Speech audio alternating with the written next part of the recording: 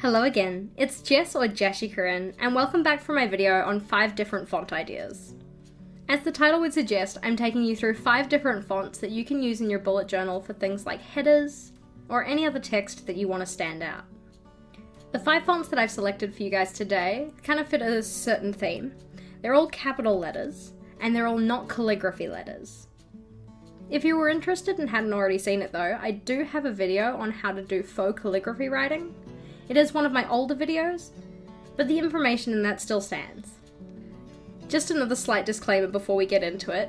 I know there are a lot of font idea videos out there that have something like 25 or 50 or sometimes even more different fonts, but because I'm going to be going through every letter of the alphabet in these ones, I wanted to keep it just to 5 because I don't want a video that's going to be like 47 minutes long or something like that. For each of the fonts, I'm going to be taking you through a few of the things to look out for to make sure that the letter forms are as neat and as clean as possible, and some of the potential variations you can make for some of them. For today, I'm only going to be using the one pen, which is the Faber-Castell Pitt Artist Pen in the M size. So let's jump into it. The first font idea I have for you guys is the one that I actually used for my February headers. It was that Aztec style font, and it's since become one of my favorites. Each of the letters I have for this one is based on a 2 squares across by 3 squares down rectangle. Starting with A, the lines I'm going to put in here start at the bottom dot here, go to the top middle dot, and then go down back to the other bottom corner. In this font, the straighter you can make your straight lines, the better it's going to look. In addition to this, I'm going to put a small dot at this dot here, which is 1 up from the bottom and 1 in from each side.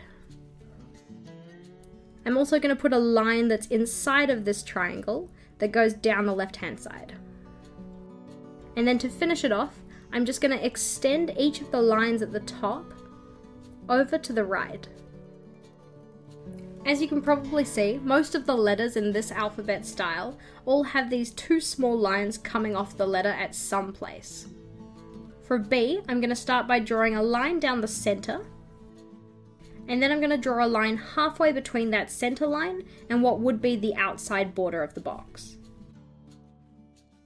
To decorate that left-hand border, I'm also adding in a few little lines on the side, and the position of these is completely up to you. I like to randomize it throughout my letters, but usually I stick to about this position. For the rest of the B, the top part is a triangle, whereas the bottom part is a semicircle. I've tried to make it so this triangle takes up half of the space, so it comes from the top to halfway through the second box, and then the semicircle takes up the rest of the space. And then again, for decoration, I have that dot.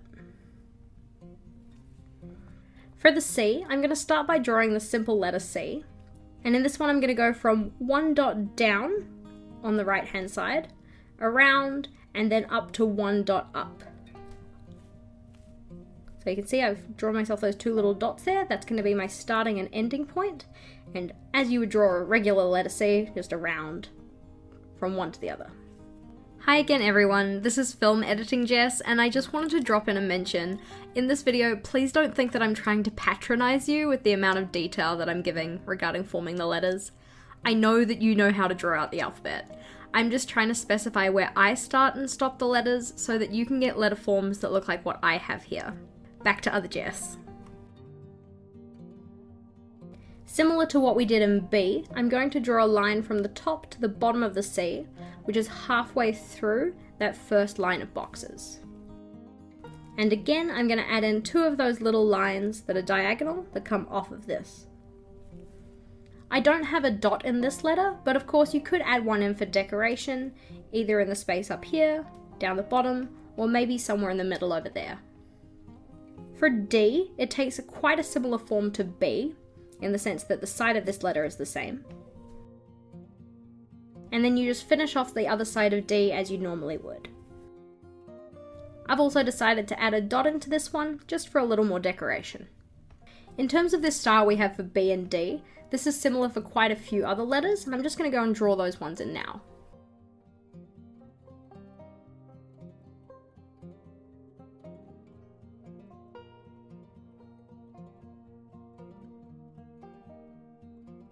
So you can see that each of the letters of B, D, E, F, H, K, L, P, and R all have those two lines, one in the center and one halfway through the side of the box on the left. And then each of those also have those two little decorative lines at a various position along that line. To finish off E, you just go and draw the top and the bottom. And then also you could draw a line through the middle here, but I'm going to use a dot. So similar to what we did in A, instead of drawing that crossbar in, we did a dot. For F, I'm going to finish that one off by drawing the lines that come out to make the F. And for a bit of added decoration, I'm going to also draw a line between the top and the bottom line on a diagonal here. Again, this is another letter where I haven't put that dot in, but of course you could if you wanted to. For K, I'm going to draw the two diagonal lines that make up the right hand side. And I'm going to add a dot into this one for decoration. For L, we have the horizontal line at the bottom. For P, we have that curved semicircle. And inside of that, I'm going to put a dot. R will be quite the same, except then we're also going to have that diagonal line at the bottom. And then for H, I'm just going to draw the other vertical line. And then instead of the crossbar, like I did in A and E, I'm going to put a dot. For the rest of our letters, let's start back again at G. So for G, I just draw a simple G shape, much like I did with C. But then it also, remember to put in that horizontal line here. And then similar like we did in C again, we have that vertical line that's halfway through that first box. And I'm also going to add in a dot for decoration. This is one of the few letters that doesn't have those two lines. But of course, instead of the dot, you could put those in. Or if you wanted to, you could put in both. So as you've probably been able to tell by now, when I actually went to set this alphabet up and put my pencil marks down, I forgot to include H, I, and J. I just went from G straight to K. Bit of a mistake on my part, but we're going to go in with those ones now. So for I, I'm going to put a vertical line halfway through each of the boxes. So halfway through the first one, and halfway through the second. And I is one of the letters in particular where it is actually pretty important to try and keep it as straight as possible, because if you don't keep this one straight, it ends up looking a little bit strange compared to the rest of the letters. To finish I off, I'm going to put a dot in the very middle, and then I'm going to draw in some diagonal lines, going from the top of this line to about 3/4 down of this first box, and the bottom of this line to about 3/4 of the way up this box. Of course, my I letter here looks a little bit fat. You could make this a little bit skinnier and not include the dot in the middle. For J, I'm going to start with a simple J letter. So I make it so that the curved part finishes one box up and then goes around here, and then we have straight for the top two boxes. I'm going to draw the top of the J as a horizontal line, and then draw another one half the way down that first box. We're going to add in the decorative dot and also a diagonal line going across here, which goes from about halfway up the second box to about 3/4 of the way down this box. So now as we have A through L, including these three letters, back over to M, we're going to start with the vertical lines, and I'm going to draw a vertical line on the outer side of the box on the right. And then the other vertical line is halfway into that first box. So to draw in the rest of the M, I'm actually going to start with the decorative elements here. I'm going to draw those two little lines off the side, those little diagonal lines.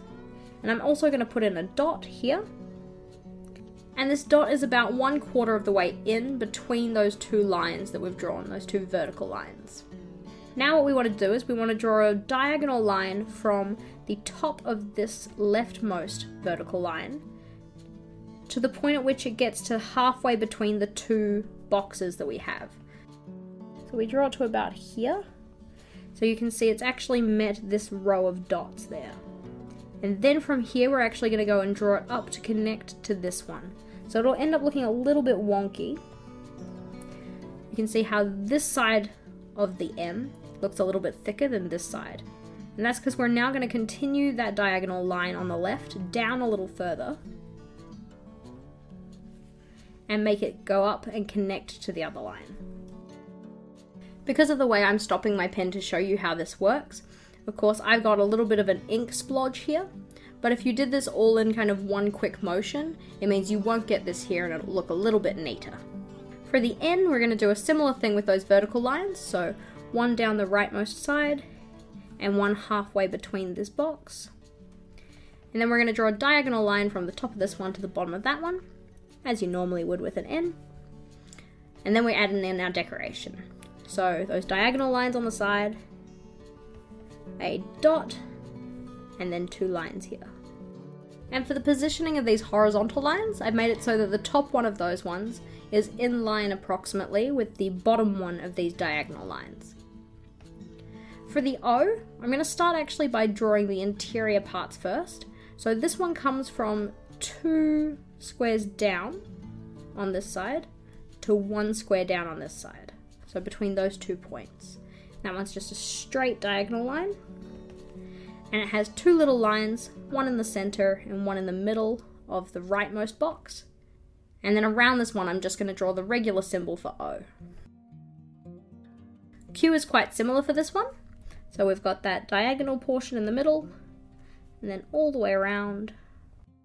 For this one, instead of those 2 little lines, I'm going to draw a dot for decoration, and then the bar for Q here is going to go from the center out to the bottom right corner. For S, we just do a normal letter S and then add decoration to that. So we have S. And then for decoration, I'm going to draw a dot and then 2 diagonal lines in the top section. And these ones don't actually come all the way to the end of the S, so you still have this little tail at the end. For T, we're going to draw the top bar of T as a horizontal line. And then from about halfway through each box, we're going to draw another horizontal line. Coming down from this in the center, we're going to draw a vertical line. And then to add a little bit of decoration, 2 of those little diagonal lines again. For a U, starting with a basic U symbol. And then halfway in that first box, we're drawing another vertical line, 2 little diagonal lines for decoration, and a dot. For V, we draw the simple symbol for V. And then to add decoration, we can put in those 2 little diagonal lines again. We can put in a centralized dot, and then also add in another line on the right here. So this one just matches the direction of the side of the V. For W, we're going to draw 2 vertical lines, one on the left outside border of the box, and one on the right outside border of the box. We're then going to draw 1 line that goes from the bottom of this right line to 1 square up on the diagonal, so up to this point here. And then on the other side, we're going to do the same, but we're going to extend that line ever so slightly further. So you can see it comes in slightly. And then we're going to connect the end of that one down to this line on the right. For decoration, that dot can go back in there, and then those 2 little diagonal lines. For X, we're going to start with a simple X symbol. And then for decoration, we can put in the dot, 2 little hanging lines. This time they're not diagonal because the lines for X are diagonal. And then we can also add in another line here that just matches the slope of this bar of the X. For the Y, we're going to draw a line that comes up from the bottom to the middle point of our box. And then we're going to connect the end of that one to each of the corners of the Y. And for decoration, we're going to add in another one of those lines that comes down from the right. This one actually cuts through this dot here, the one that's 1 in from the side and 1 down from the top. And then we're also going to add in the dot for decoration. And then last but not least for this one, we have Z. So for Z, we're going to start with the horizontal lines. And then to do this central part, this diagonal part of Z, we're going to take this corner and bring it down about halfway through the box. And then go from this corner up to about halfway through the box. And I find the easiest way to do that with a 2x3 square is actually to go through these 2 central dots. So the one that's up from the bottom and in one, and the one that's down from the top and in one. That's probably the easiest way to make sure that the slopes of both of those lines kind of match. And final decoration, we can add in our dot and add in our 2 little diagonal lines. Now that font in particular took a lot of explaining because there are, as you can see, a lot of smaller kind of fiddly pieces. For the next couple of fonts though, these ones are a lot more simplistic, but they can be just as visually effective. For the first one, this one's been my favourite for quite a while. It's still based on a 2 squares across by 3 squares down rectangle, but it is a bit more straightforward. For the majority of these ones, with the exception of I think 4 letters possibly, yeah, 4 letters, we have a dividing line going down the middle. So this one you just start 1 square in and draw 3 boxes down. The exceptions for these ones though are I, V, X, Y, and Z, and that's because these last 4, they have diagonal components, whereas the I, we don't actually have this one in the center, but halfway through each of those boxes. So going and drawing those center lines in now.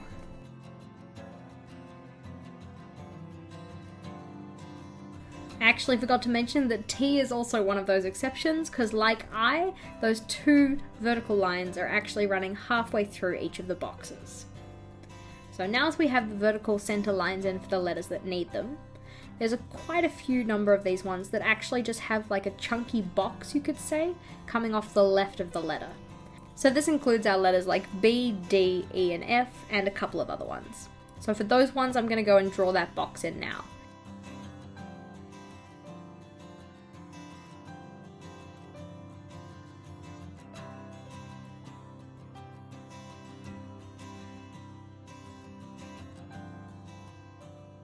So the ones that we don't have that box for, they do actually have a box element in them, but it's sometimes rounded, like we have in A, where the top is rounded, or like in C, where both the bottom and the top are rounded. Or in letters like S, this box kind of section takes a bit of a different form, and in letters like J, the box actually isn't on the left, it's on the right instead. So for those ones, for A let's say, to do the curve, I actually just curve the top box worth of the letter. So from the top here to this dot, which is 1 box down. The remainder of this section is just going to be straight. So those straight sections go in here, and then we have a curve going from the top around to that part of the line. For C, we have a similar thing, except it's only this middle section that is straight, as both of these, the top and the bottom, are going to be curved. Similar thing for G and O and Q, as these are all both curved at the top and the bottom as well. For J, this is curved at the bottom, except on the other side. And for S, this has quite a few curves. So for the curves in S, I like to make sure that the curve going from the left side is going to meet the right side at the same position, and also in about the middle of the letter.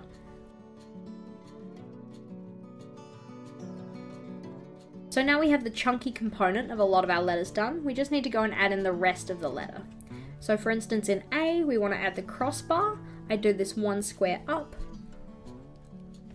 and then again I just have a curve in that top box, and then it goes straight down from the side there.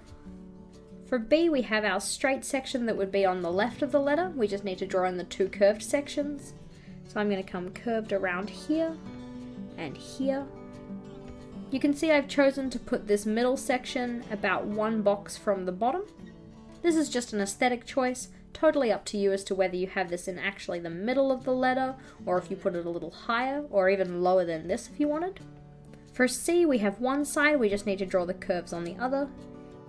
And similar to what was done in the top font, this comes together so that it has 1 square between the top and the bottom. Going in and finishing off the rest of the half-drawn letters.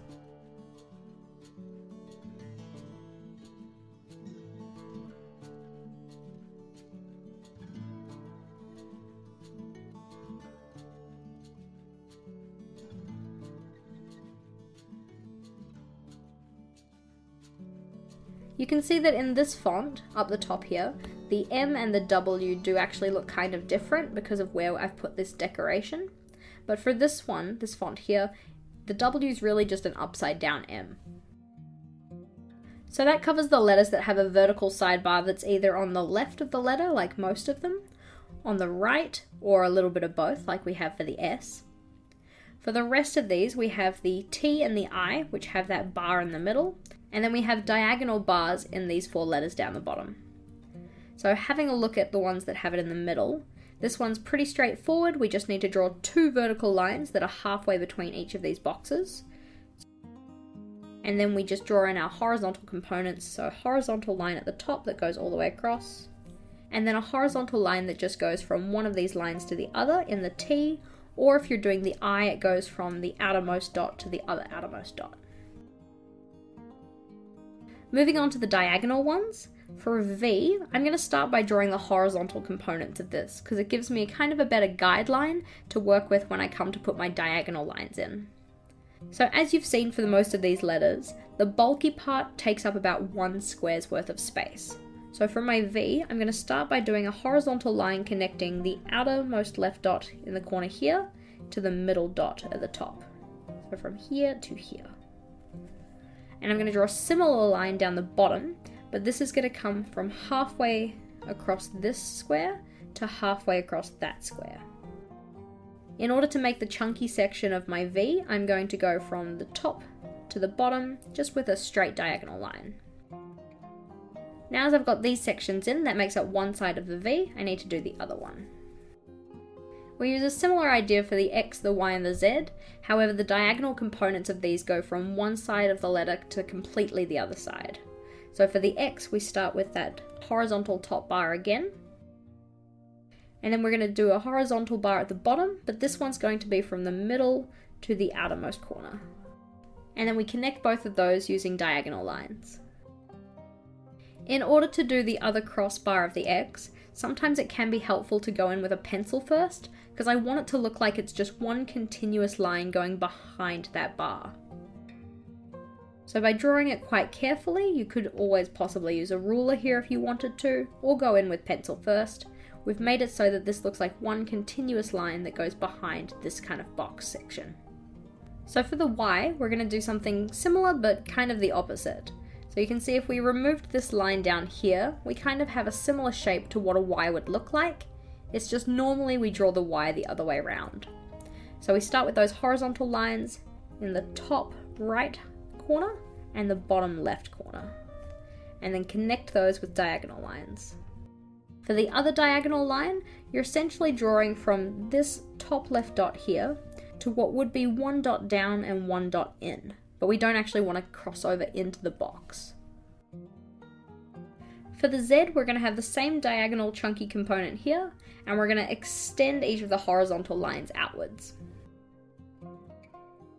This font is actually one of my favorite ones to do because there are so many different ways you can decorate it to make it your own. One of my favorite things to do, and because I always use a 2x3 box for this, is actually separate each of the chunky sections into their 3 separate boxes and then decorate within those. So if I use A as an example, I'll draw a line across for the top box here, the middle box, and then the bottom box. So those 3 boxes are separated. Then I can go in and do decoration, like crossing each of these out and coloring them in with different colors. You could do things like dots, you can do zigzags, you could add small Zentangle patterns in there if you wanted to. There are plenty of different things you can do to this to really just make it your own and make it fit with the spread that you're using. Of course, I'm just using one colored pen here, so the suggestions I have are really based around having one pen. You could always do gradients, or a different color for each letter, or play with different types of medium to make it more suited to the spreads you're making. The next font I have for you guys is one that's inspired by a digital clock. To show you this font, I'm using a 1 square by 2 square rectangle, so a little bit smaller than the ones I've been doing up here. These ones are fully based around drawing straight lines. And the straighter and more consistent you can make your lines, the better this one will look. Because these ones are based on smaller rectangles, I'm not going to use a lot of description as I go through these ones, because it's a little bit harder to stuff up the spacing. For some of these, however, I will give you a little bit more of a description as to where I've put the lines. To make it a little bit easier to see what I'm doing, I've also decided to switch over to the S size artist pen, just because this is going to give me a slightly thinner line. So when doing your letter forms for this font, one of the most important parts to remember is to actually not connect the lines you're putting in. So for this one, I'll show you what I mean.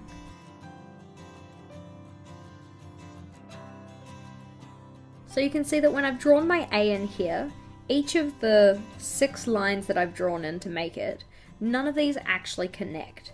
They come close to, but don't actually touch the dots that I have in my journal. This is the part that makes it look the most like a digital font. If you've looked at a digital clock recently, or you can kind of remember what one looks like, you'll notice that each of the lines that make up the numbers and letters in the digital clock actually don't have any lines touching each other. So this is the idea we want to use when we make the rest of our letter forms. So moving on to the next one.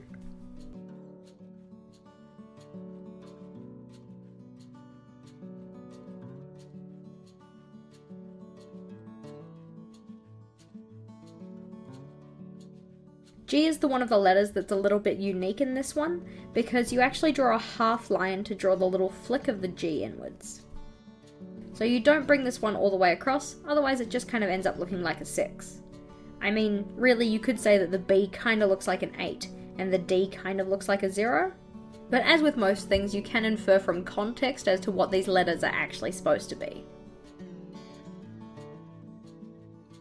K is the first of our letters that actually has a diagonal component, and to do these ones you just apply the same rules. You don't let any of the lines actually touch each other.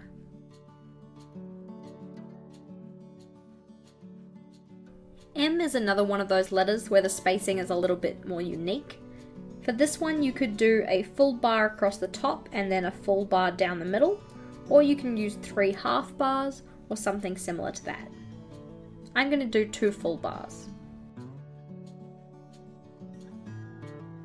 N is another one with diagonal components. Just again, remember not to let those lines touch. You can see in N I also have 2 individual diagonal lines rather than one long continuous one, and this breaks in the middle of the letter.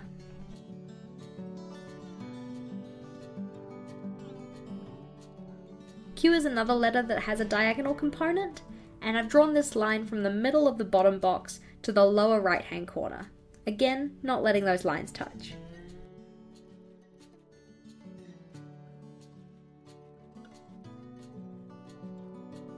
Just like I did with M, for T, I've decided to put a full top bar and then 2 of those vertical lines in here, rather than having 2 half horizontal lines for the top.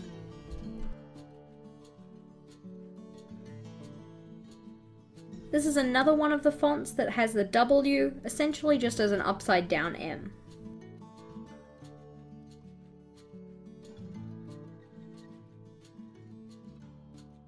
And as was done in the N, for the diagonal part of the Z, I make sure to do 2 separate diagonal lines rather than one long one. This font is time consuming, but it can look really visually effective. Moving on to the next page. So I have 2 more fonts for you, and these ones are again quite simple. I've again based these ones off a 2 square by 3 square rectangle. And just for reference, so you know what I'm talking about there, I mean 2 squares across and 3 squares down. So each letter should fit into a box that big. This font at the top is based mostly on triangles, while this one down the bottom, each of my letters features a small diamond. So starting with the top font, I'm actually just going to go in and draw out some guidelines for where I'm going to start and end each of the lines for my letters.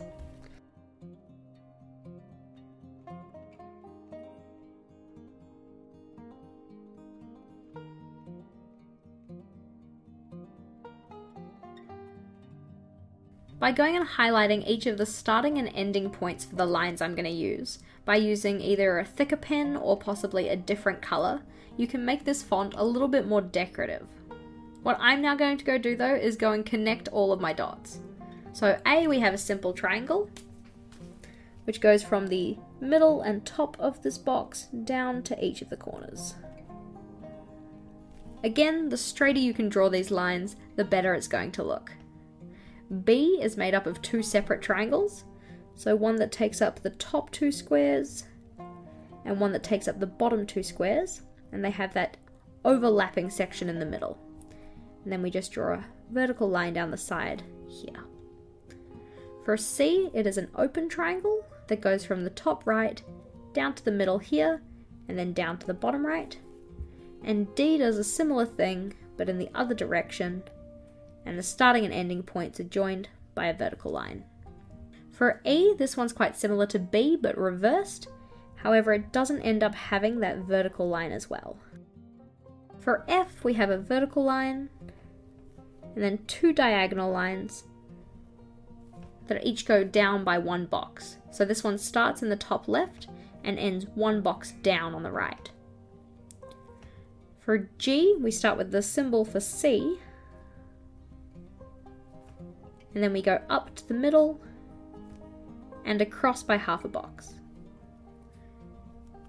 H and I just look like they're regular letters, and it's good to remember that even if you're using a special kind of font in your journal, it's okay to have some letters that just look like themselves. So for instance, in this one, that holds for H, I, T,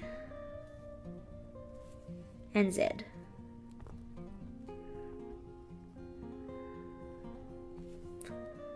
Oh, and V as well.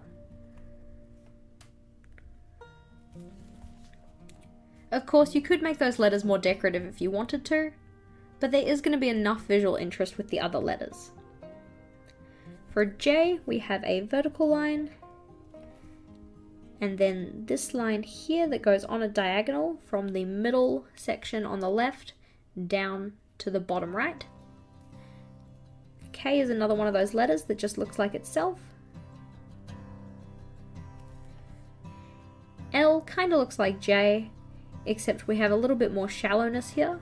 This, what would usually be a horizontal part of L, only comes up by 1 box.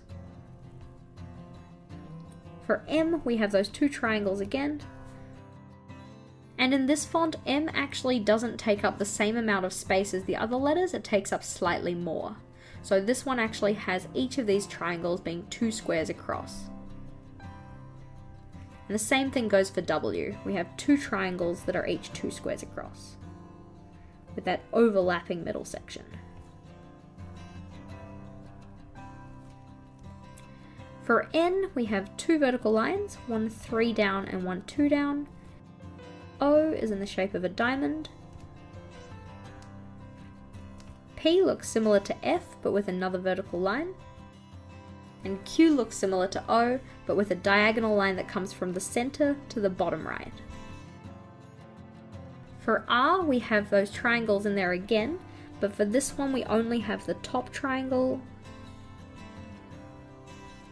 And then from 1 square down to the bottom right corner, we have a diagonal line here. S kind of looks similar to a regular S, but drawn with straight lines. And then U, we have 2 straight sides and then a diagonal bottom section. For X, what I did was draw 2 diagonal lines that overlap each other. So they go from the corner to the center 1 box down and then continue for half a box. And then they go back in the other direction. For Y, we have 2 diagonal lines that go 1 box down and then a vertical line that goes from the top all the way to the bottom, and that's that alphabet done. So this one you can see is a lot more minimalistic, and I personally think the font kind of ends up looking a little bit like runes. Last but not least, we have this diamond font, and for the most part these are just regular letter forms where a diamond has been put over the top of them. Most of these letters follow that same 2x3 spacing, but some of these go half a box outside of that.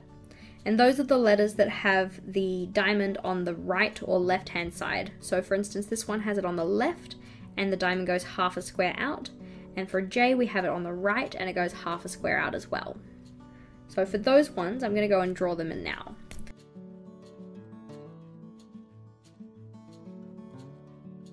And so for each of these, you can see it's usually on the left, like we have for these 3 and these 2 here. But for J, we have it on the right. And as I mentioned before, this is really just a diamond overlaying a regular letter. To that 2x3 spacing. For some of the others where it's just a regular letter with a diamond over the top of it, but it does actually fit into that 2x3 spacing, for those ones we have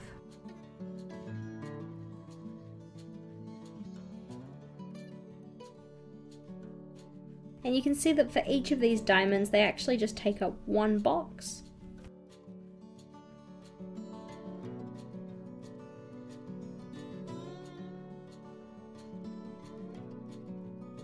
And then one that doesn't quite fit into that 2x3 because it's a little smaller, we have the I. And then for the rest of these letters, the diamond actually makes a part of the shape that's a little bit different. So in the A, E, and F, each of these actually make up the crossbar. So instead of doing a horizontal line in these, we actually have the diamond instead. Of course, for the E and F in particular, you could make this look a little bit more like the C or D, where the diamond's actually over the vertical component and you still have a horizontal line coming out of it. In the K, the diamond touches this vertical line, and then the right-hand sides of the diamond extend to make the diagonal parts of the K. For the M, we have the two vertical lines here, and then the diamond is made from extending the lines of the diagonal components. So it kind of looks like the line of the M comes up, goes down and around and back up, and then down again. This is the same for the W, again another alphabet where the W is just an upside down M. We have a similar idea for the X, and this X in this alphabet actually is pretty much exactly the same as the one here. Similar idea for this one for the Y, except instead of having these two diagonal parts at the end, we just have a straight line. For the O, this one's pretty much just as straightforward as doing an I with a circle around it. And then for the N, S, and Z, you can see that it's part of the diagonal line of the diamond that makes the rest of the letter form. So we start with the N, we have the diamond, and then extending those diagonal parts out to each of those corners, and then doing the vertical components. For the S, it's something similar, but each of those diagonal components actually curves around to make each side of the S. And for the Z, similar again, the diamond, and then extending of the diagonals, and then horizontal components. For this one, much like that kind of chunky lettering style we had on the other page, you can color in those diamonds any way you want. You can decorate them, fill them with patterns, anything to make it your own.